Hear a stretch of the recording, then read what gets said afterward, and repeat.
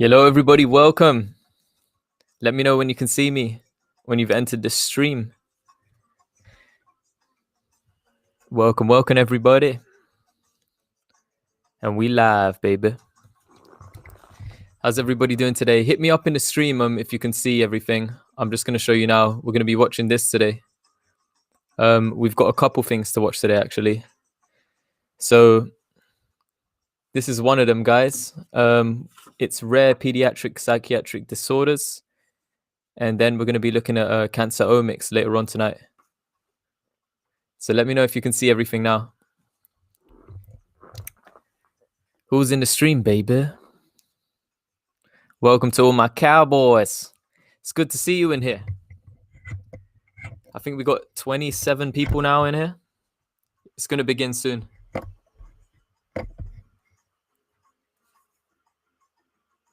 Oh, David. Yeehaw. Yeehaw, David. I see you. It's good to get everybody together. We finally got in. My goodness, this was tough. Tough event to get into. Very, very difficult.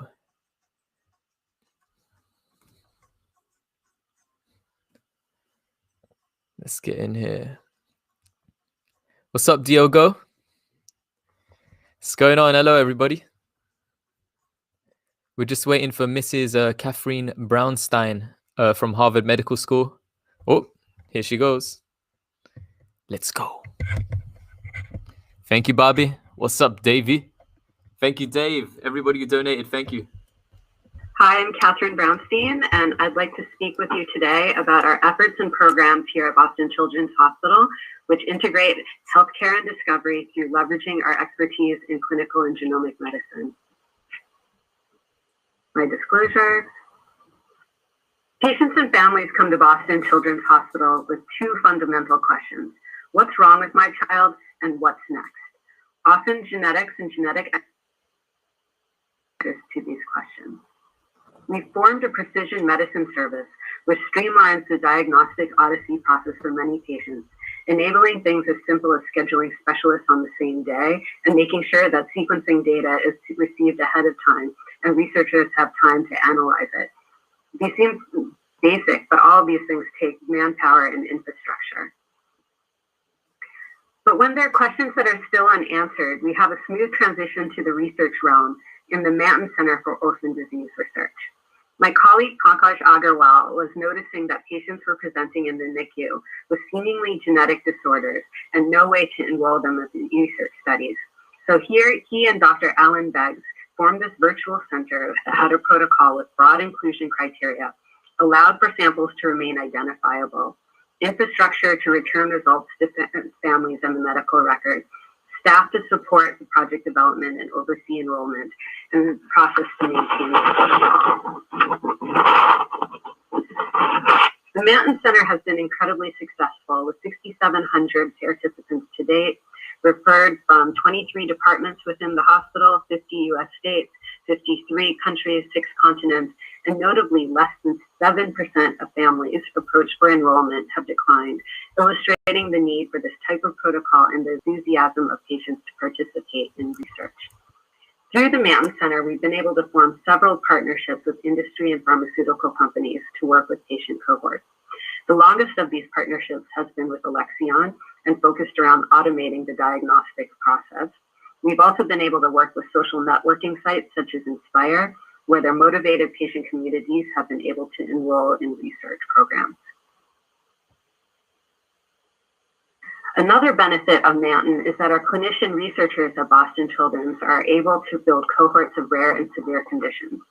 Dr. Gonzalez-Hedrick was noticing an unmet need where he was seeing patients with psychosis at age 14 or younger, which was too young for admission at any of the other clinics within the state. Through working with the Manton Center, we have been able to build a cohort with over 150 patients with very early onset psychosis and discover new genes as phenotypic expansions for this devastating condition. This research program has been integrated into Dr. Gonzalez-Hedrick's developmental neuropsychiatry program, where the goal is to assess at-risk children before genotyping and phenotyping, determine mechanisms, and feed the results back into the cycle for improved treatment options in the future. The severe and early onset phenotype has been ideal for discovering genes of large effect.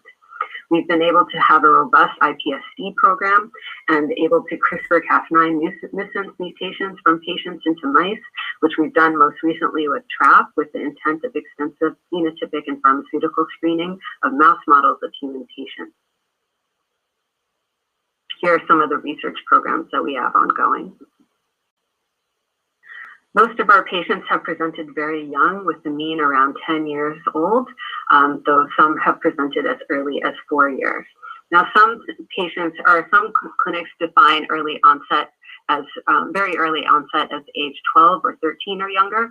We extended it up to 14 because we are seeing a huge amount of patients presenting between the age of 13 and 14, and it seemed a shame to not include them. And then this cohort is also different from other published cohorts on childhood onset schizophrenia and very early onset psychosis, in that we don't exclude on the basis of neuropsychiatric comorbidities. Many of the children in our cohort also have autism, epilepsy, or intellectual disability. We are also working with Sébastien Jacquemont's group in Montreal to compare our cohort to a larger and more established cohorts of patients. And he's been able to compare our cohort to some of the more well-known cohorts out there. And given our differing inclusion criteria, we're very interested to see if they were similar, and they were. In the landmark paper, where they saw that 12% of children with childhood onset schizophrenia had one of 46 recurrent CNVs, we see exactly the same 12% of those 46 CNVs in our early onset psychosis programs. In comparison to Bergen, 11 CNVs, we see an increase in our early onset psychosis programs. And we also see an increase in overall CNVs, with 24% of our psychosis programs having a CNV of 250 kb or larger. This begged the question of whether these CNVs were actually doing anything, or if there was a measure to quantify the impact of the CNVs that we are seeing. So Dr. Jacquemont has devised a method of comparing CNVs by adding up the total PLIs within the interval and comparing that to other cohorts.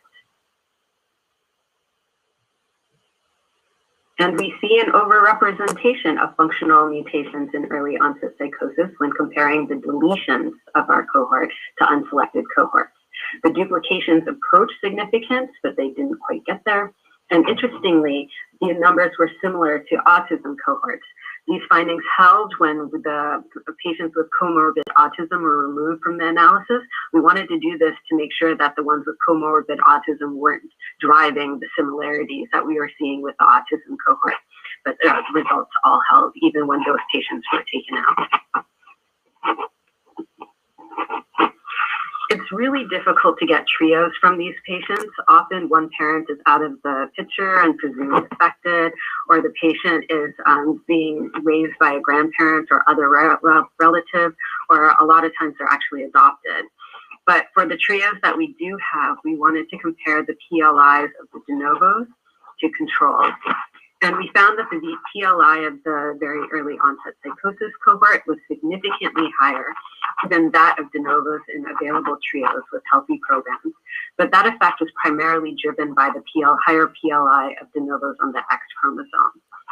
Now, this was a really important finding for us, because the frequent question we get asked is, how do we know that these children aren't just abuse victims or have PTSD, and that they actually have a disorder? Seeing that it's psychiatric, it's sometimes very hard to convince people. But here we're able to show that these patients do look different genetically than controls. Then we had a mixed psychiatric or a neurological cohort consisting of mostly epilepsy patients that was available from comparison. So we were interested to see how our patients de novos rates compared to that mixed cohort. Again, these are mostly patients with epilepsy that are seen at Boston Children's. And while our overall PLI of de novos is significantly lower, it was quite similar once you removed the X chromosome, showing that yeah, these patients were actually more similar to the mixed neurological cohort than they were to controls too.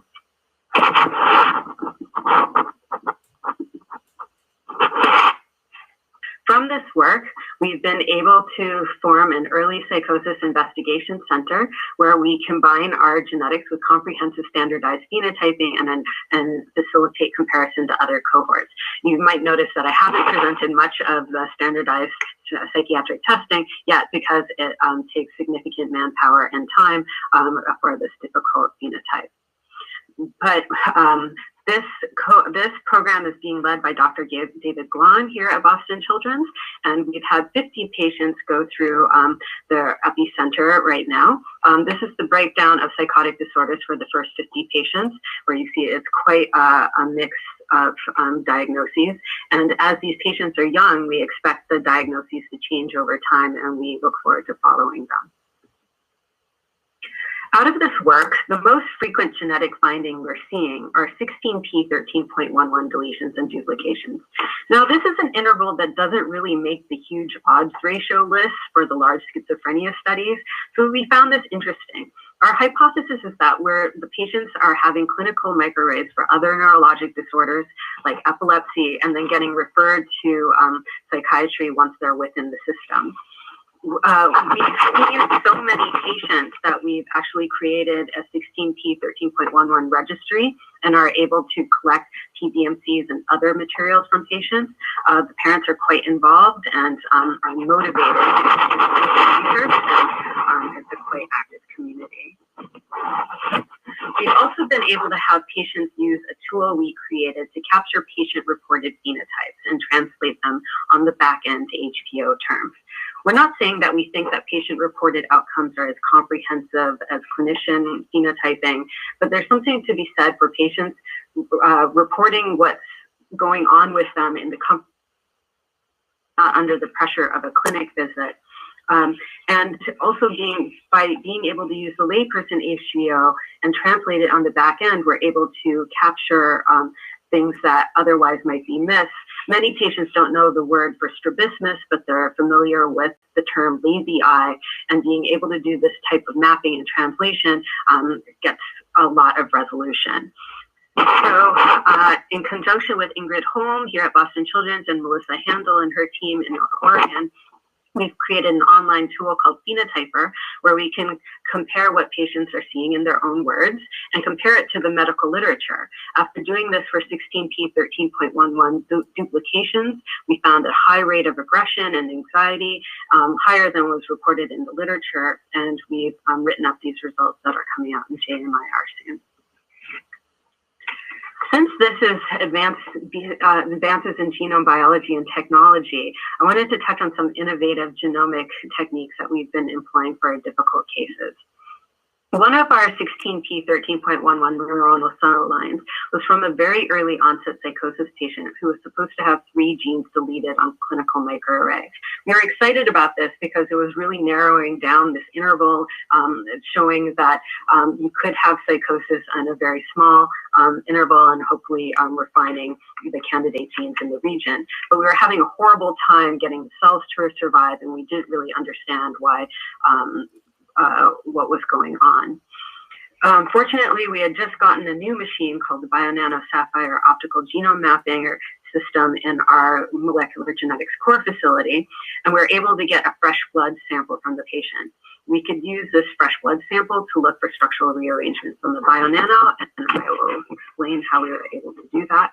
But long story short, the Bionano results showed that the patients had 10 genes deleted in the interval, not the 3 that were seen by chromosomal microarray. Now, you might ask, how on earth did the clinical array have it so wrong? But chromosome 16 is notoriously difficult due to the high number of repeats in the region. It makes being confident in the CNV endpoints and rearrangements quite difficult. So here I'm going to be able to tell you how Bionano was able to visualize what other platforms can't. Their technology relies on the direct imaging of ultra-long DNA molecules. Every standard method that you use to extract DNA, whether you spin it or use beads or shear it, it shears the DNA, tearing it apart. And Bionano's protocol is able to open the cells without shearing the DNA, allowing the use of strands that are several thousand base pairs in length. The catch is that you can't use fresh or any previously extracted DNA. You have to use fresh or flash frozen blood or tissue and sample and start with intact cells. FFPE won't work. Any freeze thaw is pretty much not going to work, and you have to follow the protocol exactly. But when it works, it's fantastic. When Bionano says the strands are long, they definitely mean it. The molecules are on average around 400 kb and go all the way up to a megabase. That's another order of magnitude compared to other platforms. And it allows you to visualize structural rearrangements. There are blanking lines, signs, other types of repeat regions that you would otherwise completely miss.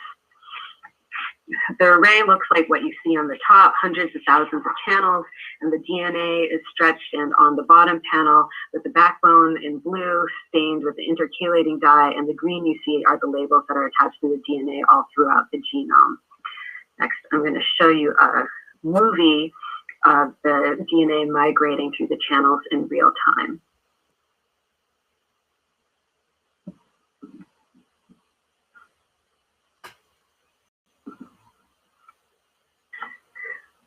So here the DNA is moving through the channels, and then it's like karyotyping. We're able to visualize directly the structural variation from end to end without any amplification.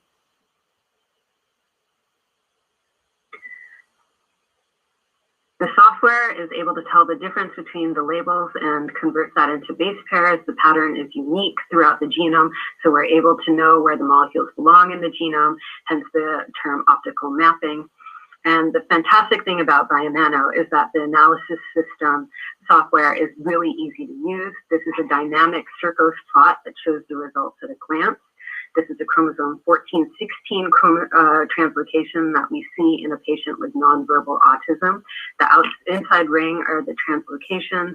Next would be copy number variations. Outside of that, or each dot represents an indel or other type of variation. And then the outermost ring is the ideogram of the chromosomes that have some sort of result. You'll notice that not all the chromosomes are here because some of them don't actually have a result.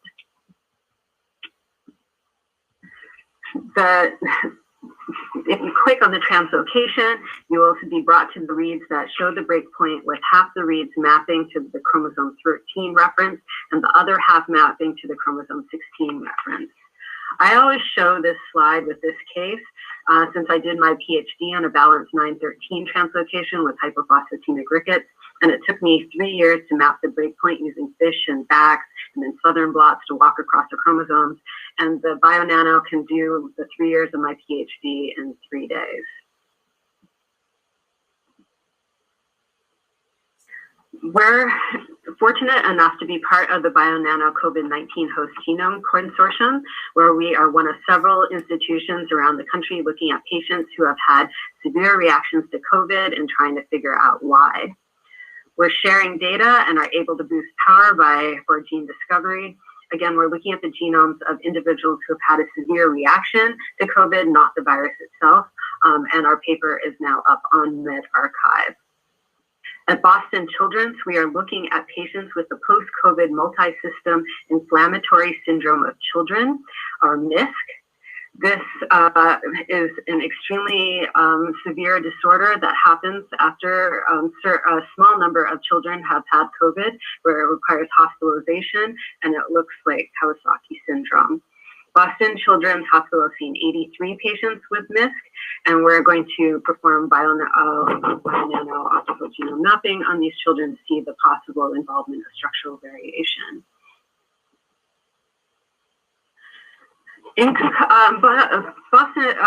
Bionano Saphyr is providing new leads for some of these previously dead-end cases. For example, Manton case number 4, and again, we're up to 6,700 now. This was the 4th one we ever enrolled. Came to us with suspected Johansen-Blizzard syndrome, but no mutations in the known genes. This is a complex disorder with multi-system involvement and characteristic facial dysmorphisms that the patient does have. However, she's had exome, genome, chromosomal microarray several times by several different teams and no gene candidates. While this isn't a slam dunk, Bionano has found 2 deletions that were missed by all other techniques. We can enter these genes into Matchmaker Exchange and other resources and monitor the literature for more leads, hopefully being able to figure out what's going on with this patient. In conclusion, the overarching message is that collaboration is key at Boston Children's. We've invested in infrastructure. We're trying matching patients to appropriate clinics and research programs. We understand that next-gen sequencing is important, but it's only part of the story. Phenotyping is paramount, and use of cutting-edge genomic tools is giving new leads to dead-end cases. Relationships with industry are valuable for all parties. Again, you can't do things alone. And all of these efforts assist in integrating care and discovery, and we hope to do even more in the future. Thank you so much, and I look forward to answering your question.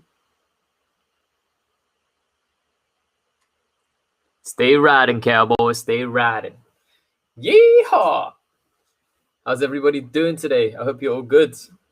We're not going to be asking any questions to these guys because they don't usually respond to investors' questions, but they'll speak about technical questions probably.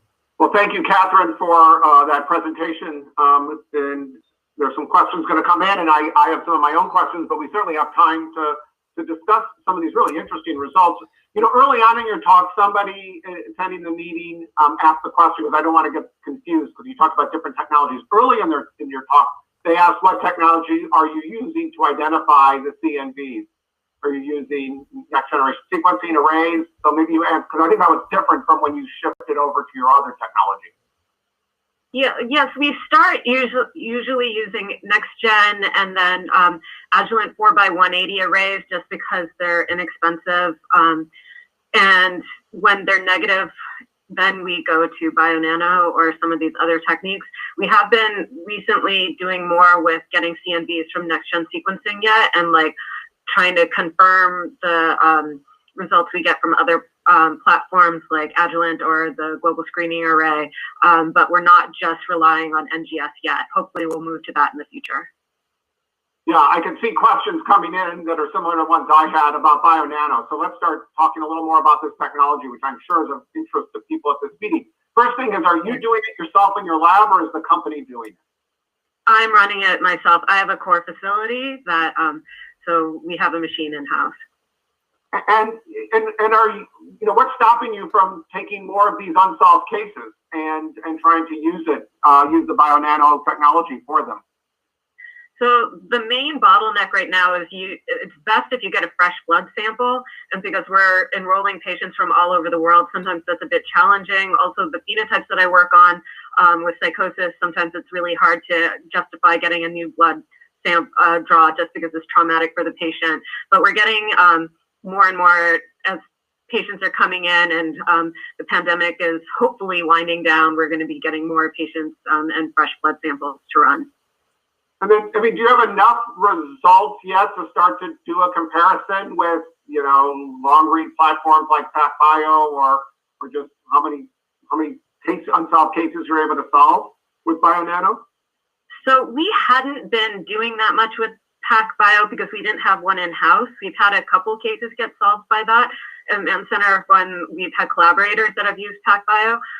In-house, we're working on that number. I would say, just off the top of my head, perhaps 10% that we've run, or maybe 20% have had like, okay, yes, we think this is it. For additional avenues, like that last case I showed, you know, we're not saying that's it. We're saying that, okay, you know, this was a complete dead end, and now we have genes that we're going to be looking at. So from there, it's much higher for us. I would say it's up to 50% that when we run, we see something interesting that we want to follow up on.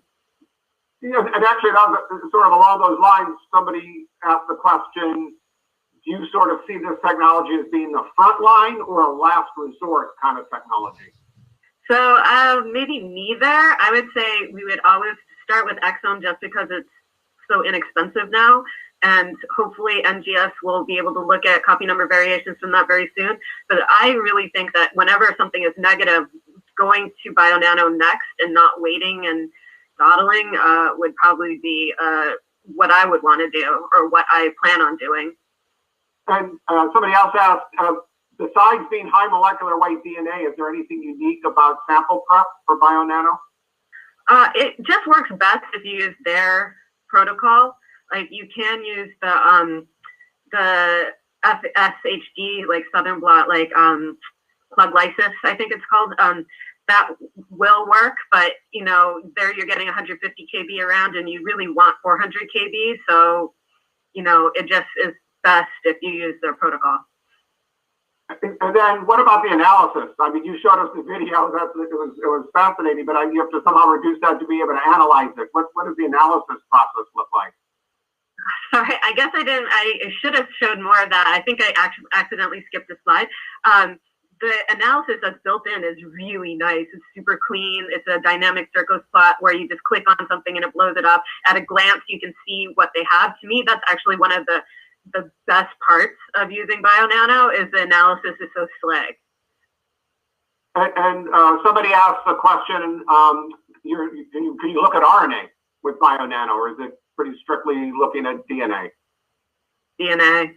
Yeah, that's what I figured. So how much DNA? This is, by the way, our meeting, there are a lot of really technical experts, so I'm not surprised we're seeing lots of questions around the technology. How much high molecular weight DNA do you need? I actually don't know. I know that when you start, you need 650 microliters of fresh blood, or you need 5 milligrams of flash frozen tissue. So I don't know what that translates to on the amount of DNA. So sorry, because we are starting from whole cells. So somebody asked, do the issues stemming from high repeats mean PacBio sequencing would be a better solution compared to other next generation sequencing approaches? This is just my opinion. I hate getting an exome negative, and in the back of my mind I'm always thinking like, okay, well, it could be repeat regions, and maybe it's just the phenotypes that I work on. But yeah, to me, PacBio and using long range in complement to these other approaches when you fail the first exome is logical, and hopefully the prices will continue to come down so it becomes more in reach. So let me ask one last question, and we'll take it back to away from technology, more to the big picture of what you're trying to accomplish. Why is it a mixed cohort of neurological cases? What's the complexity there? That's a stupid reason. It was because I didn't get the key. I asked for access to the cohort, and they gave me the access, but they didn't send me the key of what patients were which, so I just used the whole cohort. I actually did it again last night with just the epilepsy, and it wasn't different for the average PLI for comparative for the psychosis and the epilepsy cohort. Got it. All right. Well, Catherine, thank you so much for joining us here at AGBT and providing some really interesting insights about an incredibly interesting area of human genetics. And we really like the fact you brought some novel technology, novel application of technologies to this meeting. So we really appreciate your talk. Thank you so much. For those who are listening in at the top of the hour, which is just in a few minutes, we're delighted to have a talk by Bert Vogelstein of Johns Hopkins University. So I encourage you to head over to that talk, which will start at the top of the hour. Thanks again, Catherine. Thank you. Holy jamole. What do you guys think? What do you guys think? She said some interesting points there. Really interesting points. I want to, I'll summarize it in a video later tonight. We've also got another one that we're going to live stream later on in the evening. We have Cancer Omics. That's going to be at 8:45 p.m. UK time. So what are you guys thinking? How did you find it? Oh, yeah. I see you. I see you guys. Yeah, how's everybody feeling? I haven't even checked BNGO's stock price today. Let's take a look. Let's take a little looky. Yeah, she said her PhD in it. I think it was three years or something worth of her PhD compacted to 3 days using Bionano. Holy jamoly. She did also say this. She said she prefers exome as a first line resort, did she say? And hopefully NGS, the price is going to come down for NGS some more. Looking to do that in the future. But she said she really likes to use Bionano across it because they're able to find some stuff that the others aren't. Or they're synergistic to just getting the whole picture. She was interested in what she was looking at, though. She was talking about psychosis, epilepsy, autism. Those were some of the cases. And yeah, she said that she needs fresh blood. That was one of the points I found interesting as well. It's better to use fresh blood. And they don't want to cause trauma to the patient. So some of their patients, obviously, is pediatric and people suffering with psychosis, epilepsy, autism. But she expects that after the pandemic, there may be a lot more samples that she'll be using. Thank you very much. You know what? Whoever joins this, whoever comes to my channel, every time you guys donate to me, I just want to use it to create more content because I want to grow the channel and I just want to give you guys the best information possible. I saw in the Reddit group that some people didn't appreciate like us sharing and they think it's a bit spammy, some of the video content. But I don't want to spam you guys. I just want to bring you guys the best content possible. So that's why when you guys sent me the donation straight away, boom, we got into this. We paid for it, bang, we're inside. And there's a lot more events coming up that I'm planning on getting in as well. So I hope I can be useful to you guys and just give you the best, the most valuable and entertaining content as possible. But yeah, I'm just going to live stream for a bit longer. Then I'm going to go get something to eat. And then later on tonight, I'm going to live stream the cancer omics one where they're presenting Bionano genomics again. But yeah, how's everybody feeling? And by the way, if you want to donate for the future event, there's another event. I think it's next month, April. It's only $75 though. We don't need a lot of money at all. And just by you thumbsing up the video, thumbs upping the video, joining memberships, dropping me comments and stuff, sharing it, really helps. We should cover Bionano's analyzation software more. Seems like it's one of the big wins. Oh, baby. I think just more people need to see what it can really do. So they're going the right way about it. When I'm inside this, this AGBT event, I got 5 on it. Yeah, when I'm inside this AGBT event, I was looking at all of the different stalls, and I was just seeing how big the genomic space is. And with all this government funding coming and the exploration of it across the world, why can't we be used? We're so dominant in optical mapping. Why can't we be used synergistically with so many other companies? We can be used with PacBio. We can be used with NGS. So it's just exciting to see, we don't need to take the whole market. We can still win. We can still make money. That's not financial advice, by the way. This is entertainment only. But yeah, I really like that they're going to all of these events. They're getting the tech out there. And some of the discoveries that they're talking about is really interesting as well. Man, I wish I was part of the marketing team. They could just tell me like, hey man, here's a job. Here's a job, Miguel. But yeah, I love to cover Nano Dimensions as well. I might even cover some other companies in the future. So they might be like, oh, you can only cover BNGO. And I wouldn't want to do that. I want to cover like a range of companies that I enjoy.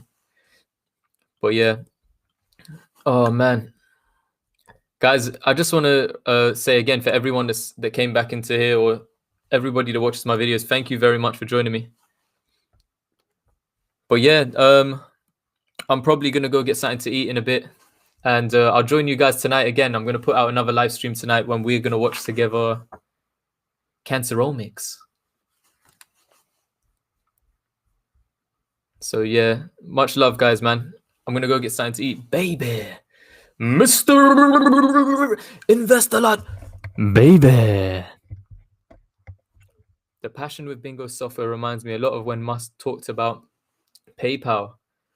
Man, thought the business insurance was the product, and then realized the people only wanted easy money transfer. Goodness gracious, Daniel Malone. You know what? That guy is a genius. I was watching some of the videos of him when he was younger. Oh man, he's just amazing minds. I'm wondering what he's gonna do with Tesla later on in the future, and also SpaceX. But yeah, that guy done some magic. Look at PayPal now. Deuces, baby. I'm gonna catch you guys in a bit anyway. So yeah, tune in tonight, 8:45 p.m. London time. But hopefully you'll all get a notification. So make sure you click the notification bell.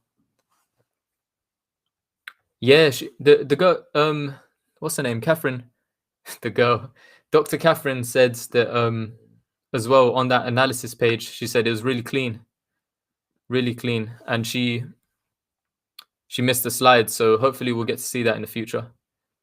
But yeah, you can see that all the questions people were asking was technical questions. Everybody was interested, and I think they didn't even have enough time to cover all of the questions.